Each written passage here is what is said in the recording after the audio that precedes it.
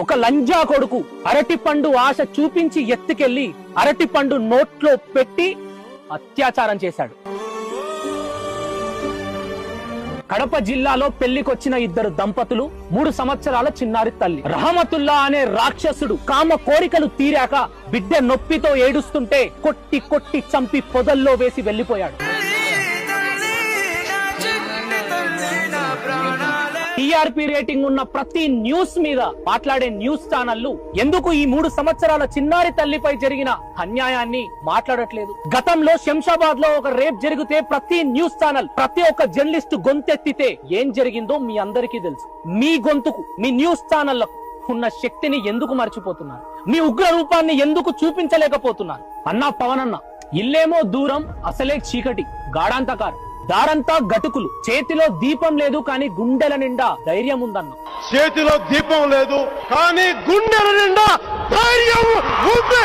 ఈ రోజు ఏపీలో ఒక 3 సంవత్సరాల పసికందుకు జరిగిన అన్యాయం ఘటన మీరు చెప్పిన ఆ ధైర్యానికే భయాన్ని కలిగిస్తుంది. చట్టం ఒక పసికందును పాపిష్టి ముండా కొడుకు కామ కోరికలు తీర్చుకొని ప్రాణాన్ని తీస్తే జైల్లో వేస్తాం, తిండి పెడతాం, అని మేపుతామంటే మా మనసు ఎట్లొప్పుకుంటుందయ్యా? ఓ పోలీస్ అన్నలు, ఈ బద్మాజాన్ని చంపనీకే మీకు చట్టం అడ్డు వస్తున్నది కదా, ప్రజలకు వదిలేండి. మేం చంపుతాం, ఏమైతుంది? జీవితాంతం జైల్లో కూర్చోవాల్సి వస్తుంది, ఏం పర్లేదు. కానీ మళ్ళొక కామ మృగం ఒక ఆడబిడ్డ మీద చేయి కాదు కన్ను వేయాలన్నా కలలో వస్తాం కదా. ఇన్ని ఘటనలు జరిగిన ఘటన మళ్ళీ జరుగుతుందంటే మార్పు కోరుకోవాల్సింది మృగాల నుండి కాదు, మార్పు రావాల్సింది న్యాయస్థానంలో ఉన్న చట్టాలలో. తెలుగు న్యూస్ ఛానళ్లకు, ఇన్ఫ్లుయెన్సర్లకు, తెలుగు యూట్యూబర్లకు అందరికీ ఒక్కటే అడుగుతున్నా, చిన్నారి తల్లికి జరిగిన అన్యాయంపై బరాబర్ మీరు గొంతెత్తాలి. ప్రభుత్వం తక్షణమైన కఠినమైన నిర్ణయాలు తీసుకునేంత వరకు దీన్ని వదలకూడదు. జై హింద్. పగలురే ఈ పార్టీకై కృషి చేసి మీరు ఎన్నెన్నో విజయాలను సాధించారు.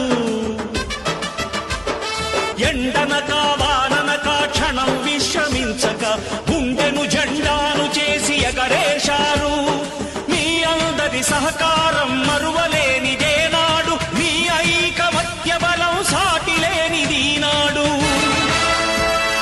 సింహాలై చూపాలిక ఆంధ్ర పౌరుషం, ఎన్నికలో నిలపాలి జాతి గౌరవం. నందమూరి ఆశయ రథ సారథ్యం మీదే, చంద్రబాబు స్వర్ణాంధ్రకు నిర్మాతలు మీరే.